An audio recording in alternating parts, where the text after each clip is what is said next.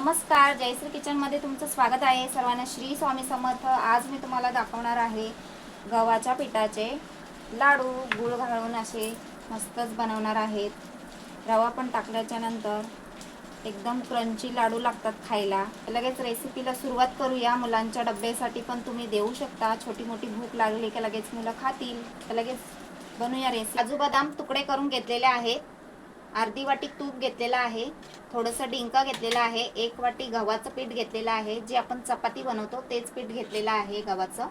इथे वेलची पावडर घेतले. इथे 5-6 चमचे बारीक रवा घेतलेला आहे.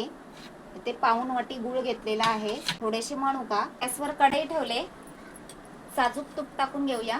3-4 चमचे तूप तापलं की लगेच डिंक छान असा फुलून येतो. तळून झालेला आहे. गॅस बारीक करते. लगेच काढून घेऊया. लगेच रवा भाजून घ्यायचा आहे. गॅस बारीकच ठेवायचा आहे. बारीक गॅसवर छान असा रवा खरपूस भाजून घ्यायचा आहे. रवा परतून झालेला आहे. लगेच 1 वाटी गव्हाचं पीठ घेतले. ते पण आता छान असं मंद आचेवर तुपामध्ये असं भाजून घ्यायचं आहे. लागेल तसं तूप टाकायचं आहे. थोडं थोडं तुपाचा काय असा अंदाज नाहीये. लागेल तसं भाजायचं आणि तूप टाकायचं. गव्हाचं पीठ आणि रवा छान असा भाजून झालेला आहे. खरपूस मंद आचेवर भाजलेला आहे. 10 ते 15 मिनिटं लागले भाजायला. आता गॅस बंद करायचा आहे. थंड करून घ्यायचा आहे. काजू बदाम तळून घेतलेले आहेत. ते मिक्सरच्या भांड्यात टाकायचे आहेत. डिंक पण टाकून घ्यायचं आहे. आता हे मिक्सरला फिरवायचं आहे. जरा बारीक करून घेऊया छानपैकी. त्याच्यातच लगेच गूळ टाकायचा आहे. पाऊण वाटी घेतलेला आहे गूळ. बारीक चिरून घेतलाय. तुम्हाला जेवढं गोड हवंय तेवढं टाकायचं. आता मिश्रण पण थंड झालेलं आहे. पाहू शकता कसं मस्त भाजलेलं आहे. गोल्डन रंगावर पण थंड झालेलं आहे. आता मिक्सरला छान असं फिरवून घेऊया. तूप भाजायला अर्धीच वाटी लागलेला आहे. पाहू शकता एवढं तूप उरलेलं आहे.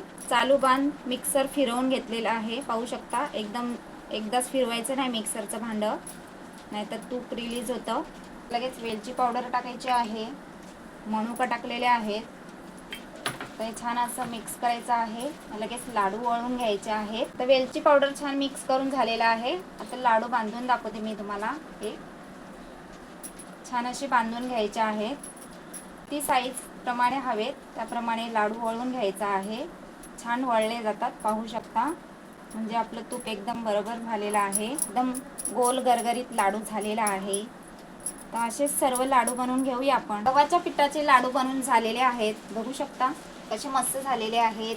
लाडूची रेसिपी कशी वाटली? रेसिपी आवडली असेल तर लाईक करा, चॅनलला सबस्क्राईबर करा. धन्यवाद.